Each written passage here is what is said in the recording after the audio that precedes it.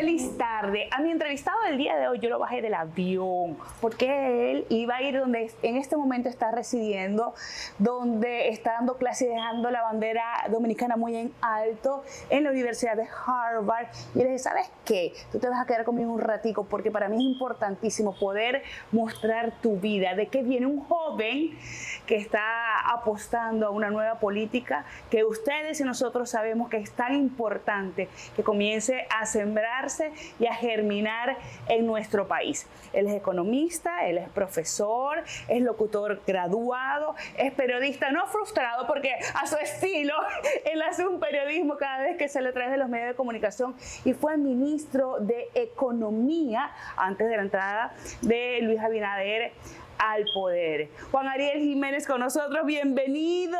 ¿Cómo estás? Feliz de estar aquí compartiendo contigo. La felicidad es mía, qué bueno tenerte. Gracias por suspender ese abuelito. un ratico, gracias por estar con nosotros.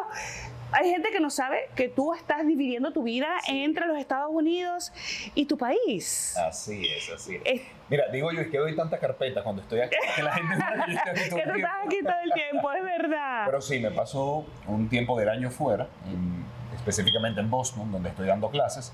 Ahí me paso 5 de 12 meses. Y el resto del tiempo me lo paso aquí o viajando a alguno que otro país que estamos asesorando desde la universidad.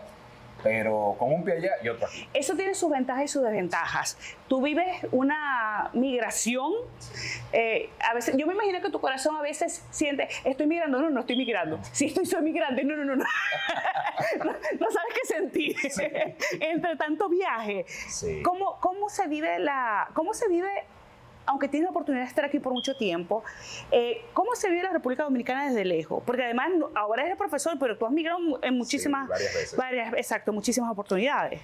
Mira, yo creo que uno le coge un cariño especial a la República Dominicana porque comparas con otros países. Yo te voy a dar un ejemplo. A ver. Yo tuve un problema de salud en Nueva York, bastante fuerte. Una ¿Qué pasó? reacción atípica de mi cuerpo a la vacuna del COVID produjo que mi sistema inmunitario, el inmunológico, atacara un nervio. Eso fue un dolor de hombro terrible. Fui a un hospital allá, duré casi 8 horas y apenas me dieron 2 calmantes.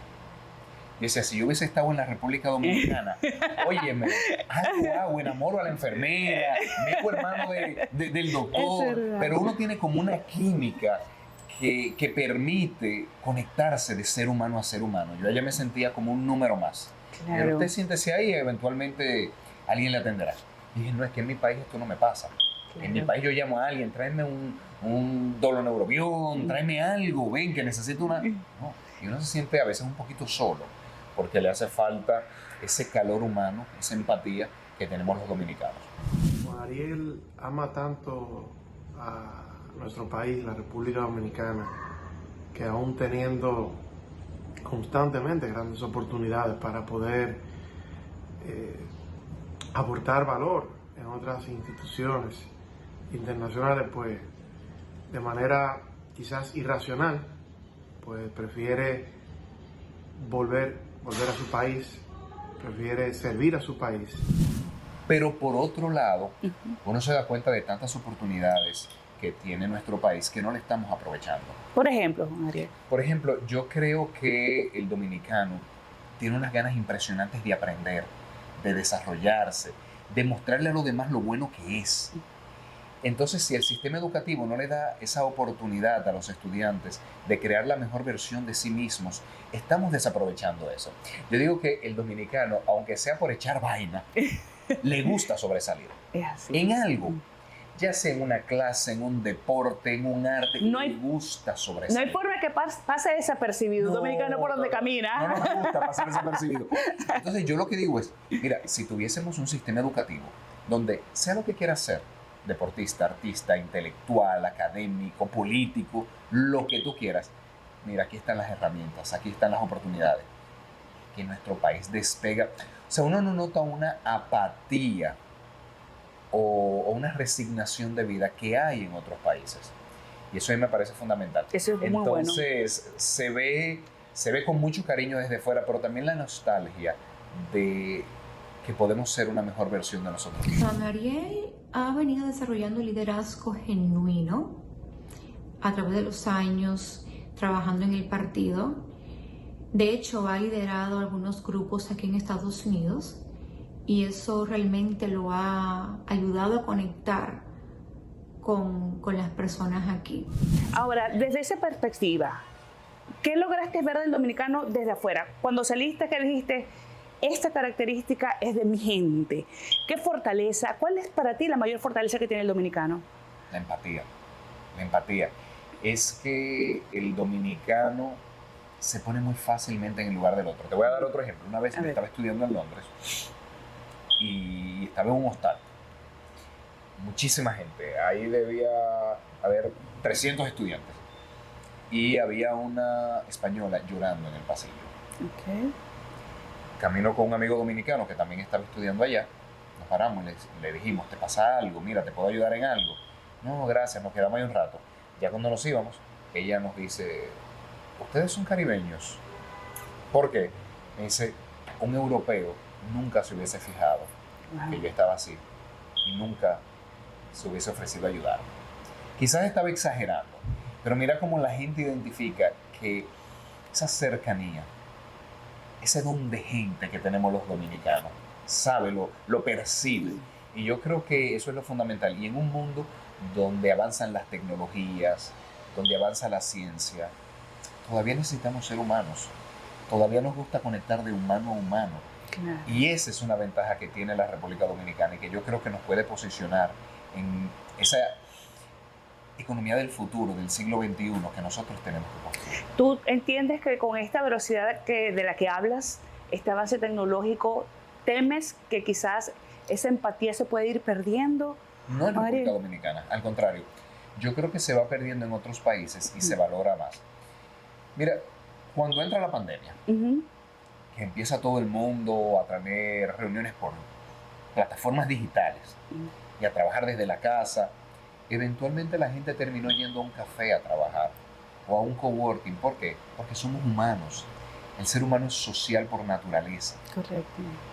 Entonces, esa necesidad de sentirse acompañado, de sentirse rodeado por otros humanos, cada vez más nos dará una ventaja comparativa a la República Dominicana. Y eso abrirá la oportunidad, entre otras cosas, de desarrollar el turismo de trabajo a distancia, el work hospitality. Que además fue fue obligatorio asumirlo durante la pandemia y quedó como parte ya de nuestra, de muchos pues. Y ahí ahora hay unas generaciones que pueden trabajar a distancia, por ejemplo, en el mundo de las tecnologías, y lo pueden hacer desde República Dominicana y tienen sus clientes en cualquier país de Europa o de América del Norte. Es así. Pero aquí se sienten acompañados, se sienten apreciados. Eso es un nicho de turismo que podemos aprovechar. Claro. Y así pudiera irme en un sinnúmero de ventajas, de virtudes que tenemos los dominicanos. Y los desafíos. Cuando tú sales, puedes ver más en perspectiva también cuáles son los desafíos. ¿Cuál es el principal desafío que debería superar el dominicano para poder lograr todos esos sueños y esas metas y esa expansión de la que hablas? Orden. Somos desordenados, ¿verdad? Sí. Poquito. Es el tránsito. Bueno, sí, exacto. ¿Alguna duda? Y es el tránsito. Mira, yo creo que nosotros tenemos una ventaja que a su vez se convierte en un defecto. Al ser tan relacionales, nos preocupamos mucho más por conectar con el otro que por seguir reglas. Okay. Entonces, nos vamos en vía contraria. Nos agarra un mírame, tú sabes, pana, esto. O sea, uno intenta conectar con la persona, y a veces se da. Claro. Y no nos damos cuenta de que hemos violado una regla. Yo creo que cualquier persona que conoce bien a Juan Ariel sabe inmediatamente que lleva a su país en su corazón y que lo extraña enormemente cuando él está fuera. Pero al mismo tiempo, Juan Ariel es República Dominicana. Y es difícil extrañar algo que tú llevas contigo todo el día dentro de ti. Y yo creo que más allá de extrañarlo, que seguro lo extraña mucho dentro de sí mismo, Juan Ariel proyecta República Dominicana, a todo el mundo que está a su alrededor. Entonces yo creo que tenemos ese gran reto de acostumbrarnos a que nos pongan orden y a que romper el orden tiene consecuencias. Y eso se ve desde el tránsito, de no me puedo ir en luz roja, no me puedo ir en vía contraria, no puedo bloquear las intersecciones, hasta los servicios públicos. Los sindicatos, los trabajadores del servicio público como educación y salud deben saber que no pueden hacer huelga en horario donde se está dando la atención. No pueden hacer huelga que afecte el derecho que tienen los demás a recibir una educación de calidad, una salud de calidad. En cualquier otro momento sí, en ese momento no. El tema migratorio. El dominicano no es anti nada, pero no podemos tener una migración desordenada. Al contrario, para que sea humana, la migración tiene que ser ordenada. Entonces yo creo que poner orden es un desafío fundamental que tenemos en el país. Yo sé muy bien de primera mano que la visión de Juan es la visión de Dios. Dígase que el propósito de Juan es establecer la justicia y el reino de Dios aquí en la tierra. Suena quizás un poco abstracto, sin embargo, esto consiste en realmente en amar al prójimo, en hacer que las personas ciertamente puedan ser tratadas de igual forma, sin discriminación. ¿Hay voluntad política para poner orden? La verdad te digo que no. Y muchas veces, sobre todo los partidos grandes, tienen un pragmatismo excesivo de llegar al poder y de mantenerse en el poder, que no están dispuestos a poner una cuota de sacrificio para enfrentar sectores donde se les diga, no, mira, el orden es este. Te afecta económicamente, te afecta, digamos, reputacionalmente, pero este es el orden. Seas quien seas, tienes que pagar la luz. Si no pagas, chao. Claro, entonces hay sectores que están apostando a que ese orden no exista. Digamos que hay quienes pescan en ríos revueltos. Y muchas veces no se tiene la voluntad política para ponerle freno. Eso no es una buena noticia. No, no es una buena noticia, y te digo. Y son de las cosas que desde fuera se ven mucho más palpables, ¿no? Y te digo por qué se ven tanto desde fuera. Porque el dominicano fuera sigue mucho las reglas. ¿Por qué? Porque sabe que tiene consecuencias. Entonces no es algo que esté en el ADN de nosotros, de que, bueno, el dominicano es desordenado por naturaleza. No, es que aquí no nos hemos acostumbrado. Pero vamos a Nueva York, vamos a Boston, vamos a Miami, y ahí sí. Estamos derechitos. Derechito, porque no te puedes estacionar ahí, que te va a poner un ticket.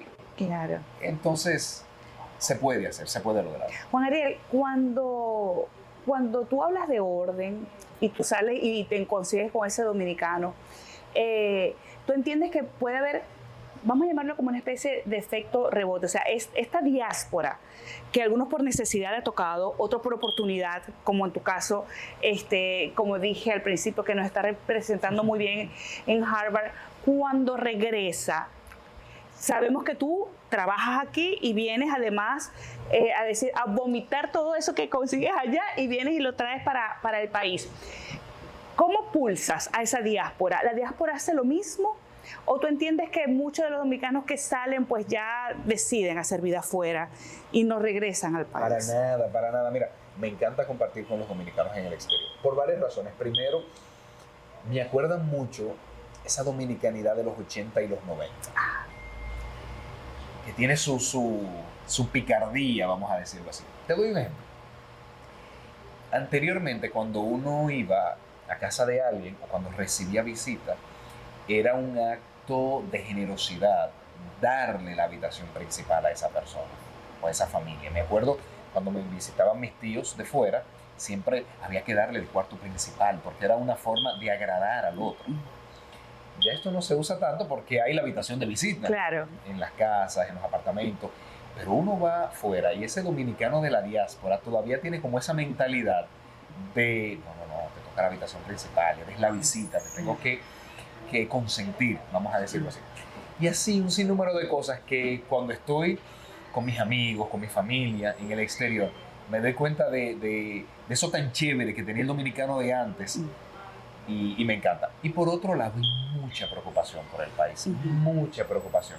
El dominicano que vive fuera está pendiente todos los días de qué está ocurriendo, tiene muchas ideas de cómo mejorar.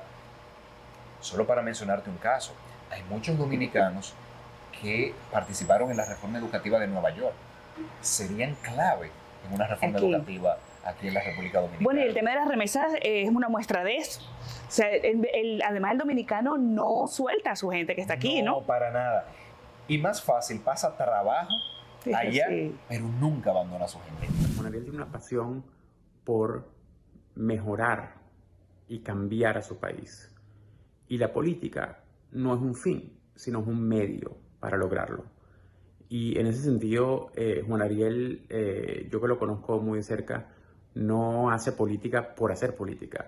Para Juan Ariel la política es un medio para lograr las transformaciones que el país necesita.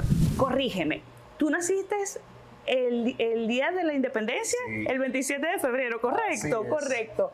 Que es chévere. O es un poquito aburrido porque cumple la patria. Era muy chévere cuando yo era pequeño. Okay. ¿Por qué? Porque no tenía clase en mi cumpleaños. Eso es genial. Ahora de adulto, sobre todo en la vida política, no es nada chévere porque tengo que ir a programas a comentar el discurso del presidente. Exacto. Estando en el gobierno o en la oposición, siempre me toca pasarme 5 horas en la mañana y a veces 2 horas en la noche, que no puedo disfrutar mi cumpleaños. Y ni un bizcochito te han picado ni un... Sí. Bueno, por lo menos. Me encantan las tradiciones. Entonces, siempre hago lo mismo, siempre. Ajá. Almuerzo con mi familia, pero viene siendo como a las 2 de la tarde, cuando ya ha pasado la rendición de cuentas y el análisis, y ceno con mis amigos de la universidad, siempre. Qué bonito. ¿Crees en la amistad? Sí, yo... Al 100%. Tengo amigos que son más que amigos, hermanos. ¿Cuál es la clave para lograr empatizar de esa manera, Juan Ariel? Juan Ariel es una persona muy solidaria, y esa es una cualidad que caracteriza perfectamente su amistad. La segunda es que Juan Ariel es un gran confidente, quien sabe honrar aquello que tú le has confiado. No sé, es que me ha tocado gente maravillosa en mi vida. Quizás que Dios le dé la bendición a uno de encontrar gente con el corazón que yo he encontrado en mis amigos del colegio, de la universidad. Es que literalmente somos una familia. Nos ves interactuando y dices, se ha criado toda su vida juntos. Como digo yo, tenemos 20 años haciéndonos los mismos chistes. Claro. Y se siguen riendo. Y relajándonos los unos a los otros de la misma forma. Qué bonito. Juan Ariel, era un muchacho joven. Muchacho, yo puedo decir que es un muchacho joven, yo. Y para nadie es un secreto que hacer camino, carrera política en este país, mira, como dicen, hay que guayar la yuca. ¿Qué tan difícil ha sido para ti poder llegar además a un cargo tan alto como vicepresidente de un partido político? Sí. No cualquier partido político, estamos hablando del PLD. Sí. La vieja política, por no decir las personas con experiencia, con mucha experiencia, quizás en algún momento te la han puesto en China. Uy, pero todavía, ¿eh? Y hay quienes sí, hay quienes no, debo decir. ¿Hay alguna cana? No te veo cana. Pues no te has sacado cana todavía. No, como digo, yo estas 2 entradas que tengo tienen nombre y apellido. Varias cosas. Es normal que cuando ven a una persona joven, no pasa solamente conmigo, pasa con muchos otros compañeros, sientan como todavía no te lo has ganado. Y es esta forma de pensar de hay que premiar la antigüedad y no el desempeño. Okay. Antes se pensaba así. Antes, por ejemplo, los aumentos de sueldo eran por los años que se tenía en la empresa. Ahora no, ahora es por el desempeño. Claro. Que el mundo cambió. Entonces hay un poco esa mentalidad de, pero es que tú solamente tienes 18 años en el partido, yo tengo 40 años en el partido. Y digo yo, y eso no implica que sus ideas sean mejores que las mías, ni tampoco las mías mejor que las suyas. Vamos a discutir. Y cuando tú le respondes así... No le respondo así, le respondo con mucha más diplomacia, candidez, porque me pongo en su lugar, porque tengo que saber que no es fácil que gente que quizás ven a uno como un sobrino, a veces como un nieto, les esté cuestionando su forma de pensar. Bueno, pasa con los papás también, por eso, como ley de vida, ¿no? Claro, y me pongo en su lugar y trato de ser empático con esa situación. También, como el mundo ha cambiado tanto, como la política ha cambiado tanto, no le entienden algunas cosas. Por ejemplo, en mi caso particular, cuando el gobierno hace algo bien, yo lo tengo que reconocer.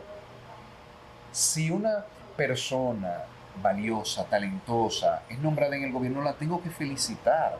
El hecho de que yo esté en la oposición no quiere decir que yo no vea cosas buenas en el otro. Ahora, esa es una práctica que ha roto increíblemente esquemas, porque la gente entiende que cuando se trabaja de la acera al frente es solamente para lanzar palos y piedras. Exactamente, y yo no veo así la sociedad, y no voy a negarme a mí mismo, yo no voy a hacer una versión diferente por complacer a nadie, de verdad que no. Pero es que por encima de qué partido político soy, cuál es mi ideología, yo soy dominicano de verdad, yo quiero lo mejor para mi país. La capacidad que tiene Juan Ariel de reconocer las acciones positivas de los demás, aún no sean de su misma organización política, es una cualidad que lo distingue. Y creo que la juventud se ve mucho, se refleja mucho en su espejo. Es una manera nueva de hacer política que nos estamos encaminando a ella. ¿Qué es lo peor que te ha tocado pasar para poder llegar donde tú estás y romper esa vieja política en tu caminar? Como tú dices, yo no voy a cambiar. Eso ha tenido que hacer que tú rompas paredes. Sí, claro. ¿Qué paredes te han tocado romper, Juan Ariel? O sea, ¿qué has tenido que hacer? Por ejemplo, yo veo como tú haces mea culpa del PLD. Claro.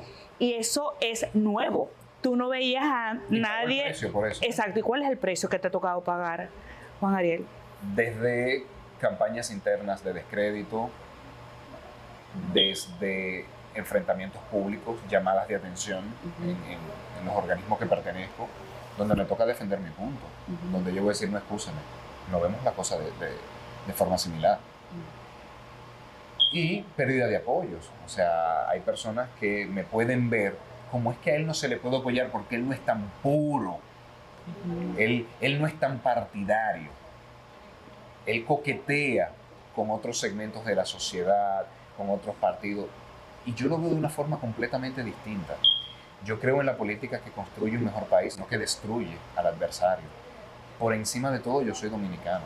De verdad, te juro que yo quisiera que cada gobierno lo haga muy bien. Tengo familia aquí que se benefician de que, en este caso, Luis Abinader haga un buen gobierno. Tengo una empresa en República Dominicana que se beneficia de que la economía le vaya bien. Claro. Entonces, uno quiere que el gobierno lo haga bien. Lo que pasa es que cuando se esté en la oposición, la forma de contribuir con un gobierno es sirviendo de contrapeso. Claro. Óyeme, el sistema político es necesario en una democracia. Claro. Ahora, es un contrapeso que no puede ser radical. Y ahí está la diferencia. Es un contrapeso que para legitimarse tiene que ser objetivo. Pero además, yo me pongo en el lugar de ese funcionario porque yo fui funcionario. Claro. Y sé que muchas veces hacer las cosas bien desde el gobierno cuesta mucho. ¿Por qué, Juan Ariel? Porque te estás enfrentando a sectores, porque te estás enfrentando a intereses. Entonces, qué bien se siente que haya alguien que te dé una palmadita por la espalda a través de un tuit y te diga, bien hecho, de verdad. ¿Por qué yo no?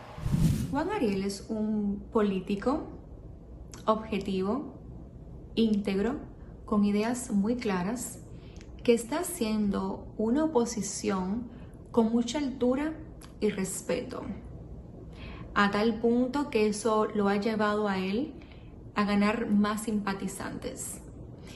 Pero sobre todo, se ha ganado el respeto y la admiración de sus opositores. Cuando inició este gobierno, yo fui quien más apoyó la campaña de vacunación.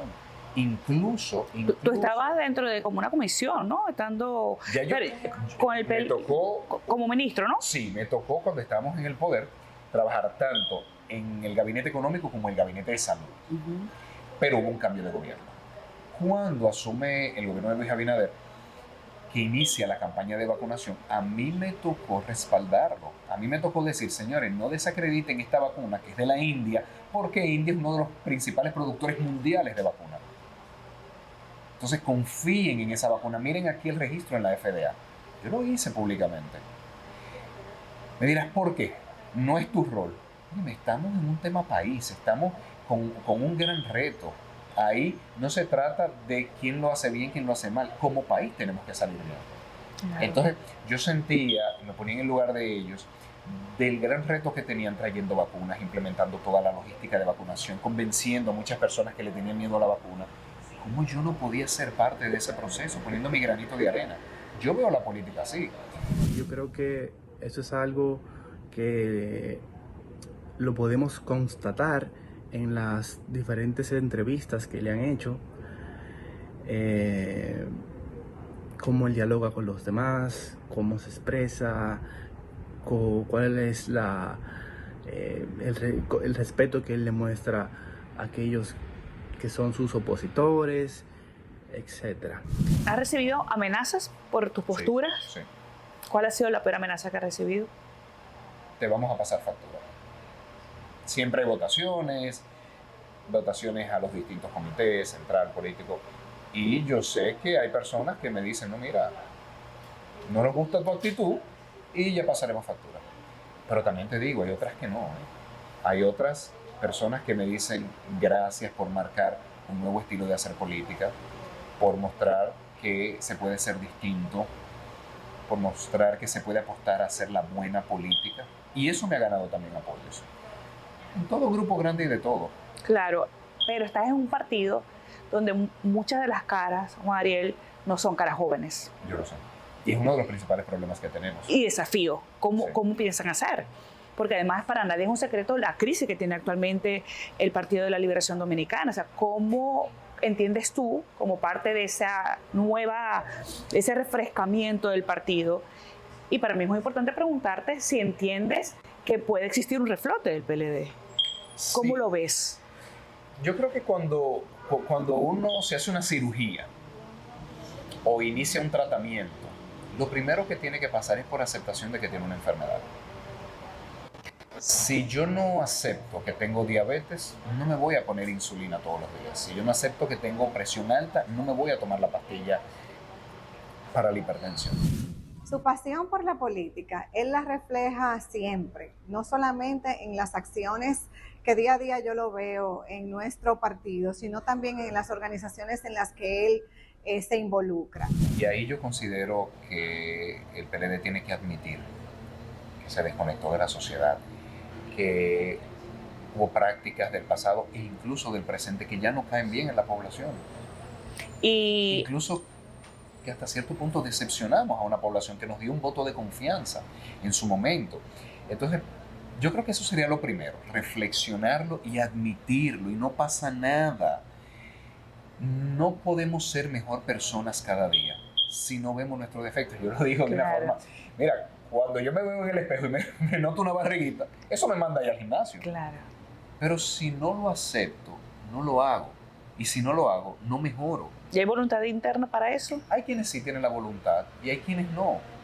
Entonces, Porque tú eres una cara joven visible, pero el PLD tiene muchísimas personas con, no hablemos de juventud quizás de edad, hablemos de ideas. de formas de hacer política. Ajá. Sí, hay muchas personas que quisieran hacerlo y es una batalla constante que se da en las organizaciones grandes y es normal. Siempre hay distintas, hasta en una familia, hay distintas Claro, visiones de cómo claro. hacer las cosas, que no será en una organización tan grande como un partido político mayoritario.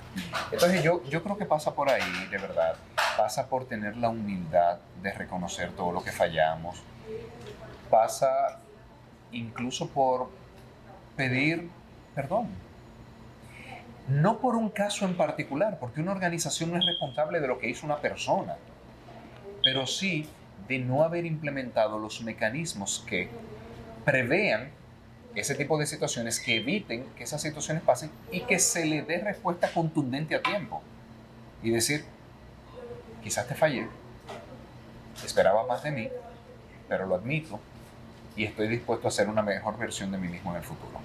Y cuando una persona es capaz de reconocer, yo he fallado, hemos fallado, nos faltó más empatía con la masa del partido, tú puedes esperar grandes cosas. Tu sangre es morada. ¿Te has pasado por la posibilidad de cambiar de partido? Yo tengo siempre la visión de que las cosas se cambian desde dentro. De que si algo me molesta en mi organización política, en mi iglesia, en mi empresa, en mi familia, la clave está en librar la batalla adentro. no en salir huyendo. Entonces, por eso siempre soy más de visión, de echa el pleito, de verdad. Y incluso lo veo en la historia. Yo digo, la Unión Soviética se cayó porque hubo Mikhail Gorbachev que dijo, esto hay que cambiarlo, esto hay que transformarlo. No porque desde fuera tiraron cohetes ni bombas, no, porque desde dentro hubo ese movimiento transformador. Yo apuesto mucho a eso. Yo apuesto mucho a lograr los cambios desde dentro de las organizaciones. ¿Sientes que estás solo o que ahí estás acompañado en ese proceso? Estoy acompañado. Hay mucha gente que está en ese proceso. ¿Y la base? ¿Cómo está la base del PLD?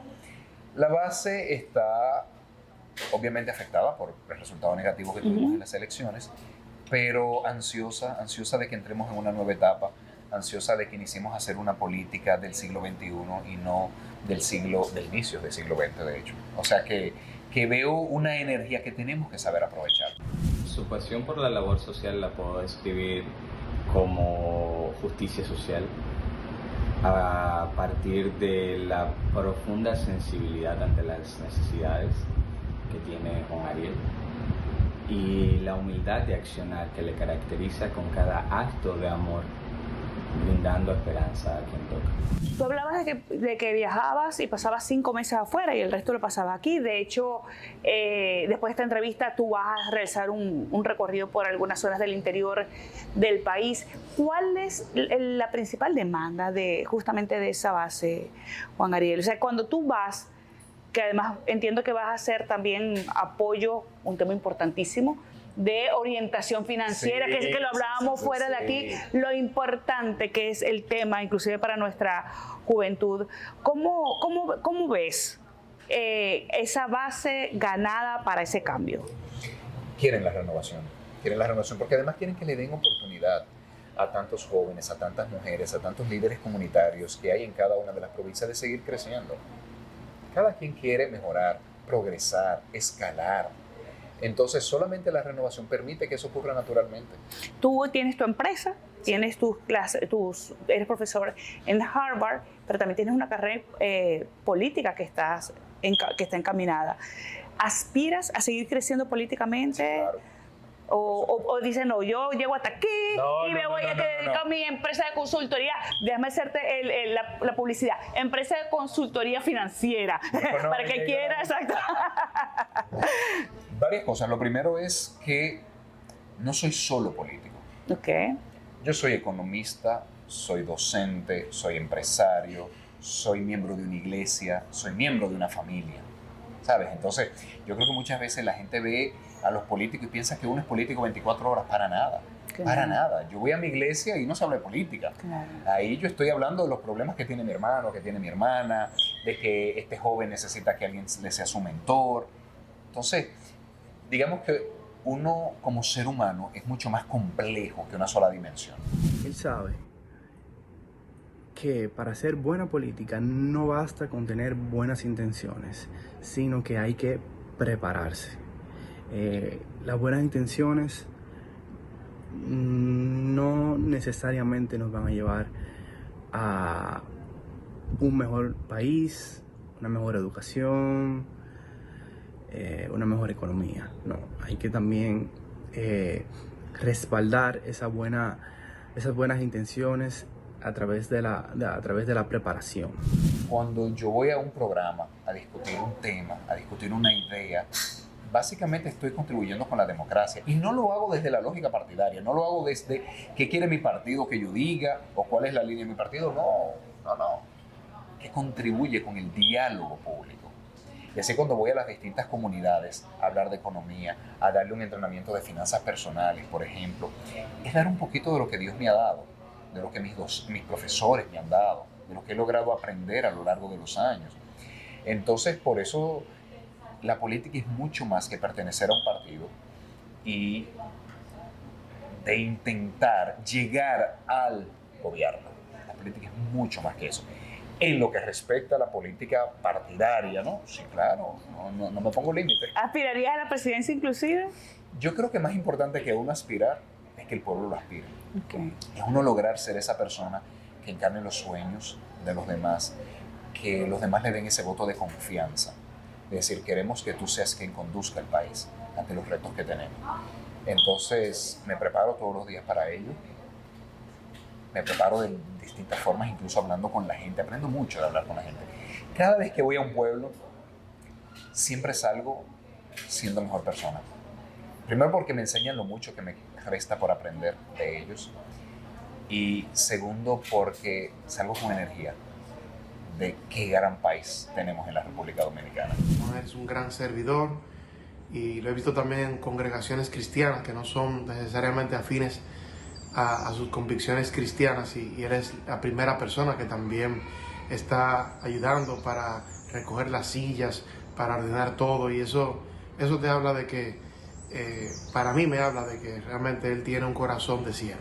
Sabes que cuando hablas de los pueblos recuerdo haberte visto en algún momento conversar sobre ese gusanito social que se despertó en ti cuando viste cerca de la casa de tu mamá, al lado de una señora que era indigente. Desde ese punto donde tú descubres ese don social a hoy, si yo te diera la potestad, yo no lo voy a dejar en mis manos, que mucha responsabilidad. Si yo te diera la potestad de poder hacer en este momento lo más urgente que tú entiendas que requiere el país, y Dios te dice, lo que tú pidas, yo te lo voy a dar, ¿cuál sería ese punto, Juan Ariel? Una mejora de la educación. Ese sería mi gran sueño. ¿Por qué? Cuando yo voy por esas comunidades, yo noto el orgullo y la esperanza con la que los padres mandan a sus hijos a la escuela. Veo a esa señora que cuando el niño se va a la escuela, le dice, fulanito, ven acá, y le arregla la camisa.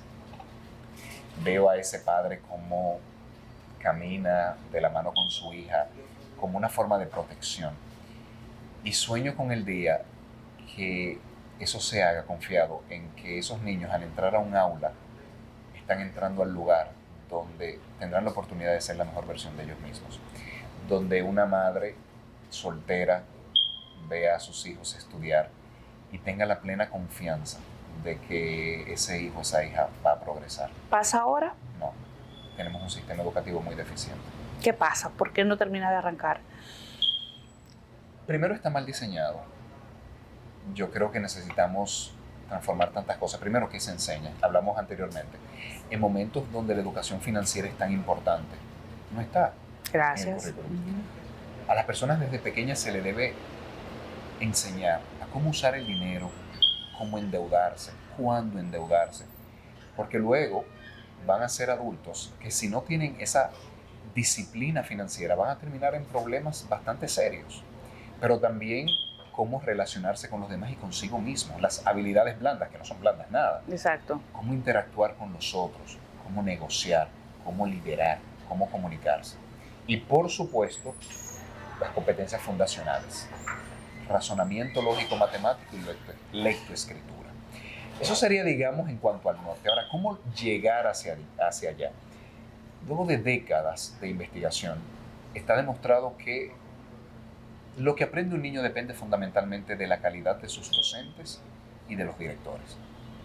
Entonces es fundamental que nosotros apoyemos al docente, a una nueva generación de docentes de excelencia y a los docentes que están ahora mismo en el aula, que mejoren sus prácticas. Gran parte de lo que yo he podido lograr en la vida, lo mucho o lo poco, se lo debo a que tuve muy buenos profesores. Mucha paciencia, porque era tremendo. ¿Ah, sí? Era medio tremendo. ¿De verdad? Pero el mío no tienes cara. No, mis profesores me domaron. Hicieron el trabajo como es. Yo digo tremendo, ellos dicen insoportable. Mira, entonces, eso, y sobre todo, educación inicial. Los primeros 5 años de vida de un niño determinan gran parte de lo que va a poder lograr en el futuro. Pero Juan Ariel no solo se preocupa, sino que se ocupa por su país. Lo he visto dar todo de él por un mejor país, sacrificando muchas veces hasta sus momentos de descanso, de esparcimiento y planes personales. Entonces, ahí hay que aprovechar cuando los niños son como una esponja que lo absorben todo, y a través de juegos, a través de dinámica, hacerle ese cerebro así, ensancharlo para que luego, a lo largo del sistema educativo y de la vida, puedan ir llenando todos esos espacios que se crearon esos primeros 5 años de vida. Pero fíjate que trataste un tema fundamental, porque estamos hablando de una población docente y de directores que quizás están formados también en un viejo esquema. En un viejo esquema. Entonces estamos hablando que esos vacíos vienen, obviamente no todos, porque hay profesores brillantes, no Sí. estamos generalizando. No, para nada, Óyeme, para nada. Y mi respeto a todos aquellos que con mucho sacrificio hacen el trabajo, muchos no con el sueldo que les alcanza, muchos caminando muy lejos, pero bueno, la realidad no solamente de República Dominicana, sino de Latinoamérica por completo, es que hay deficiencias. Los profesores necesitan mejores condiciones de vida y los necesitan también, lo que tú hablabas, como que renovar ese nuevo esquema. Entonces estamos hablando no solamente de los alumnos, estamos hablando de garantizar ese cambio de los profesores. Por supuesto, y que el profesor se sienta apoyado, porque la verdad es que cuando uno se pone en la piel de un docente que viene con problemas de su casa, es normal, Exacto, es humano, ¿no? claro. Que luego se enfrenta a un grupo de estudiantes, cada uno con sus problemas particulares, que tiene un Ministerio de Educación que lo abruma con la burocracia. Entonces el docente está muy solo, tiene un reto demasiado grande para hacerlo solo, no tiene tiempo para planificar, no tiene tiempo para interactuar entre pares, para que le digan, mira, ¿cómo estás logrando que este niño aprenda matemáticas? Ah, te doy el truco. Entonces, yo creo que primero tenemos que tomar conciencia de que el aprendizaje ocurre en el aula y todo el sistema educativo debe estar orientado a apoyar a ese docente en esa aula. ¿Qué necesitas? En lugar de te exijo, te exijo, te exijo. ¿Qué necesitas? ¿Cómo puedo ayudarte a hacer un mejor trabajo? ¿Tú crees que el sistema educativo está en emergencia en la República Dominicana? Absolutamente, absolutamente. Quizás esté en cuidados intensivos. Su pasión por la labor social la puedo describir como justicia social a partir de la profunda sensibilidad ante las necesidades que tiene Juan Ariel y la humildad de accionar que le caracteriza con cada acto de amor, brindando esperanza a quien toca. Fíjate que paralelamente a eso, Juan Ariel, quiero aprovecharte y te voy a exprimir con el siguiente tema, porque también lo hablábamos fuera de cámara. El tema financiero, el tema económico, es un tema, primero, que no nos lo enseñan en las aulas, y segundo, que es una de las mayores deficiencias de la mayor cantidad de población. Sí. Es decir, cómo yo manejo el dinero. Entonces, ya que tú vas, ¿verdad?, por todos esos pueblos, dando esa información, tú no te vas a parar de aquí, ¿verdad? Para nada, yo te voy a aprovechar, porque para mí sería importante aprovechar esta ventana, porque muchas personas que nos están viendo seguramente tienen deudas, tienen iniciativas y dicen, no sé cómo empezar, porque estoy en cero. O sea, ¿cómo se empieza un emprendimiento si no tengo recursos? ¿Cómo hago para rendir estos chelitos? Porque lo que gano son 12, 15 mil pesos. ¿Qué orientación como economista tú le puedes dar a todas las personas que nos están viendo en un lenguaje básico que los pueda ayudar e impulsar y motivar a que puedan generar esa productividad que requieren? Te cuento, estuve recientemente en Barahona. Ajá. Con un grupo de docentes allá que me pidieron que les diera un entrenamiento en finanzas personales. La primera pregunta que hice, ¿quiénes de ustedes tienen un presupuesto escrito que yo pudiera ir a su casa a verlo? De un grupo de 60 personas, solo 5 levantaron la mano. Le dije, el resto de personas que no levantó la mano, usted está en alto riesgo de quebrar, si no está quebrado ya. Todo empieza por elaborar un presupuesto. Okay. Todo empieza por uno sentarse en familia y decir cuáles son todos los ingresos que tenemos y cuáles son todos los gastos que tenemos. Y así poder ordenar sus finanzas. Ahí ganamos al menos el 50% del pleito. Sin miedo, a sentarse a echar número. Sin miedo. Okay. Hasta el caramelo que se va a comer, tiene que colocarlo allí. Todo, absolutamente todo. Entonces luego tenemos que analizar sus deudas o sus ahorros. Muchas personas están endeudadas de forma ineficiente. Endeudadas con personas que prestan a un 10%, al módico 10, que no saben que 10% es mensual, no es anual. Por lo que caen en la trampa de pensar que eso es más barato que lo que le presta el banco o una cooperativa. Claro. Entonces, sentarse a ver todas sus deudas y hacer un cronograma de pago. Mucho de finanzas personales no es más que poner su vida en orden.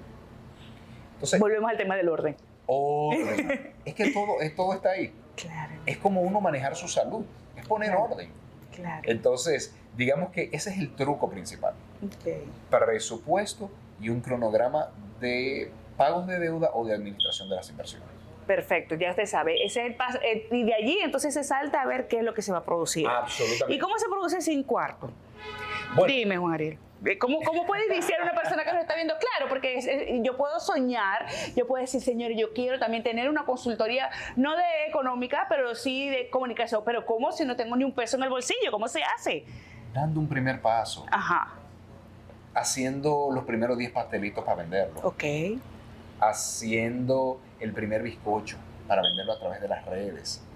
Estableciendo una sala de tareas en las tardes, en los fines de semana. Que tenemos ahora una ventana gigante con el tema de las redes sociales. Las redes sociales. Entonces, pasa por identificar ese nicho, ese vacío de que hay algo que yo puedo hacer que al público le gustaría. Si se inicia y se organiza bien, eso va a ir creciendo poco a poco. Y ahí está el truco. Organizarlo bien. Saber que si vendí 100 pastelitos y con eso me gané 5,000 pesos, no puedo gastar los 5,000 pesos. Claro. Hay una parte que lo tengo que dejar para la próxima semana, en vez de 100, que sean 120. Claro. Y hacer las cosas con calidad, con excelencia. Cuando tú eras niño, Juan Ariel, ¿pensaste que parte de tu propósito de vida o de lo que te iba a tocar hacer era orientar económicamente a las personas a que sean productivas? No, la verdad es que no.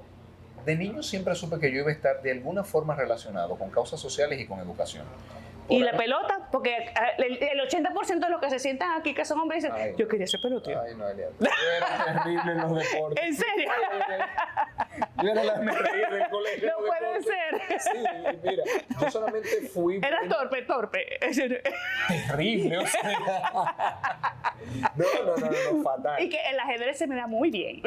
Y eso se me daba Ay, bien, ay, lo no me intenté. digas. ¿Sabes qué se me daba bien? Las artes marciales. Ah, fíjate. Sí. Oye, pero eso es orden. Fíjate que el orden ha estado presente en tu vida todo el tiempo. Sí. Y me gusta la disciplina, estoy obsesionado con la disciplina. Y las artes marciales son buenísimas para eso. Sí, entonces eso me encantaba, pero no era bueno en los deportes. Lo que sí me gustaban las causas sociales Ok. y me gustaba mucho ayudar a los demás. Yo, por ejemplo, en mi casa, a las personas que nos ayudaban con el servicio, si no sabían leer y escribir, los enseñaba, los alfabetizaba. ¡Qué bonito! Sí. Y, Wow. y les dibujaba muchos punticos, y uno de los punticos hizo un A. ¡Wow! Sí. ¿Y enseñaste a leer y escribir a cuántos en tu casa? 3 personas. ¡Wow! quizás. Pero, Sí, ¿y qué edad tenías? 10 años. Ay, Dios mío, porque mamá tan 11 orgullosa. años. Además, hijo único. Sí, hijo único. Era malcriado, era muy malcriado. Buena pregunta. Ellos dicen que sí. Yo no Yo no me acuerdo. Y si no me acuerdo, no pasó. Ariel era un niño travieso, muy inquieto. Era tan inteligente que en la escuela tenían que llamar a su mamá porque él siempre se aburría, porque siempre estaba adelantado de todo. Siempre fue así, pero sobre todo muy travieso.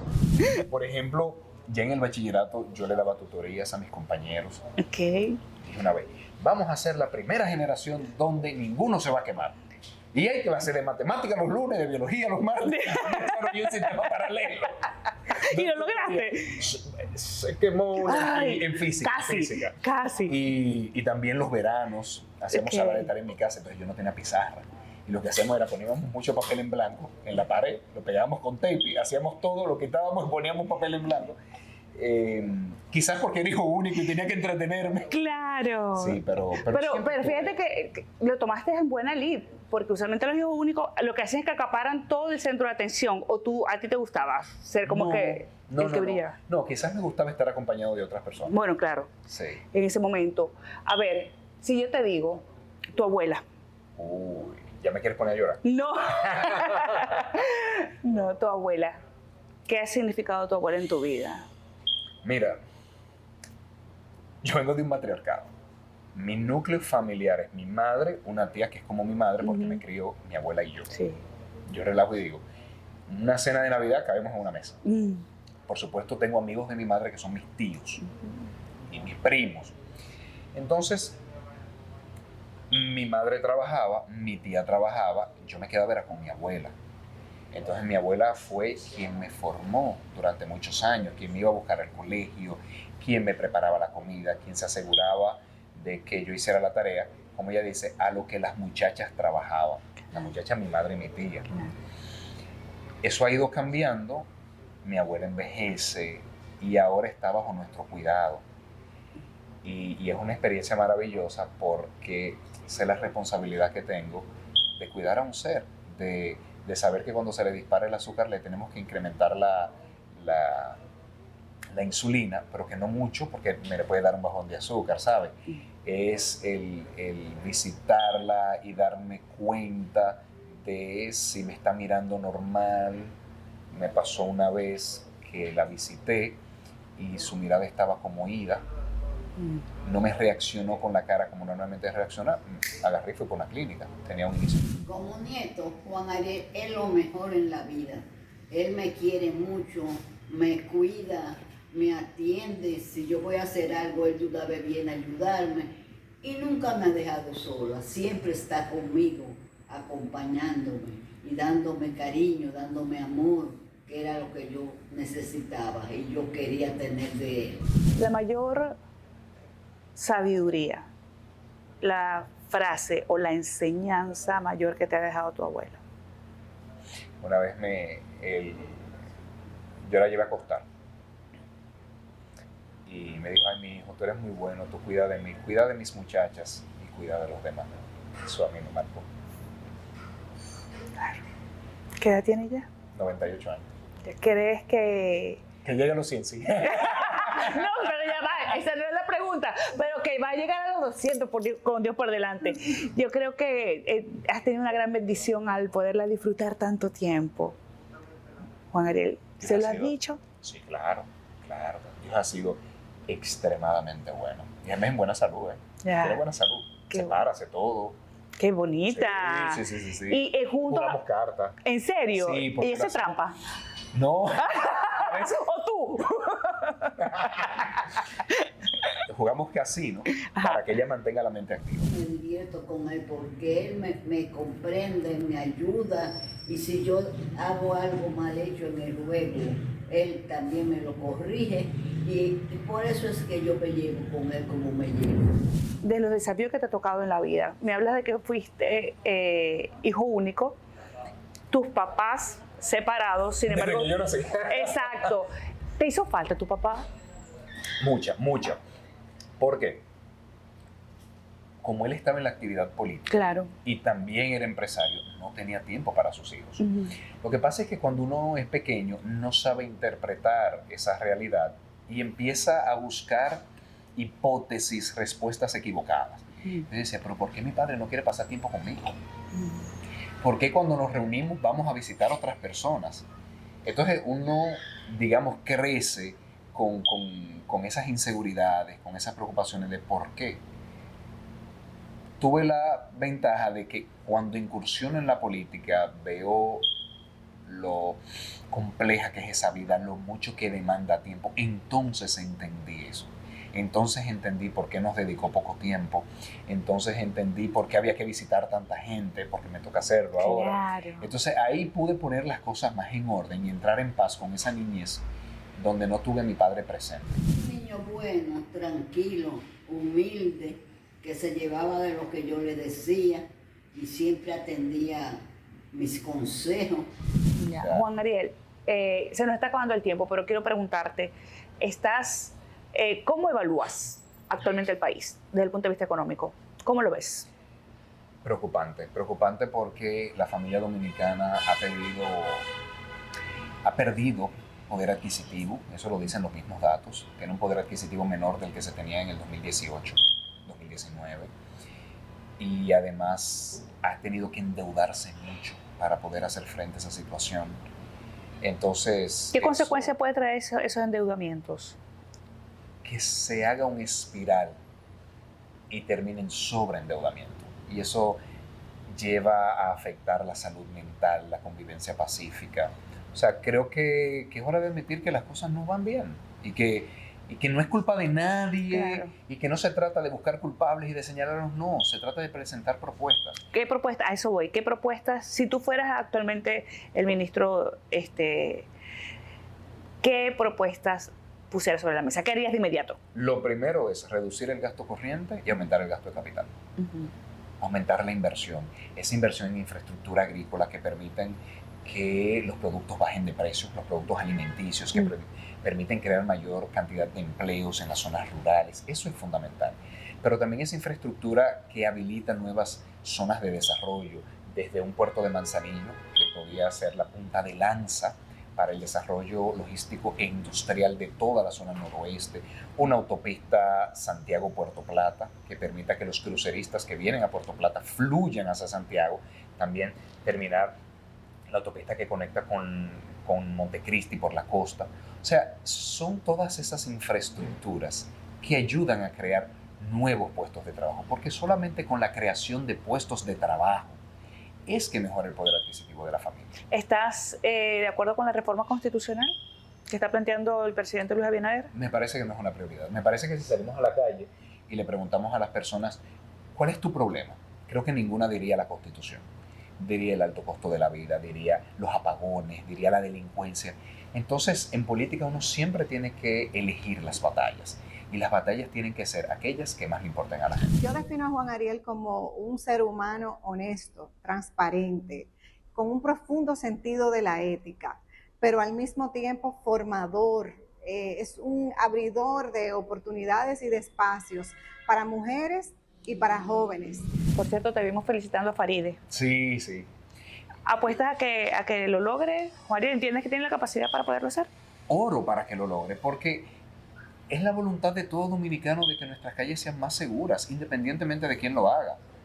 Entonces, apuesto, es más, te digo, le dije a la orden, tengo muchos compañeros de facultad que han estudiado el tema, todo lo que necesites. República Dominicana tiene que ser una construcción colectiva, no tiene que ser una construcción exclusivamente de mi gente, de mi partido, no, entre todos.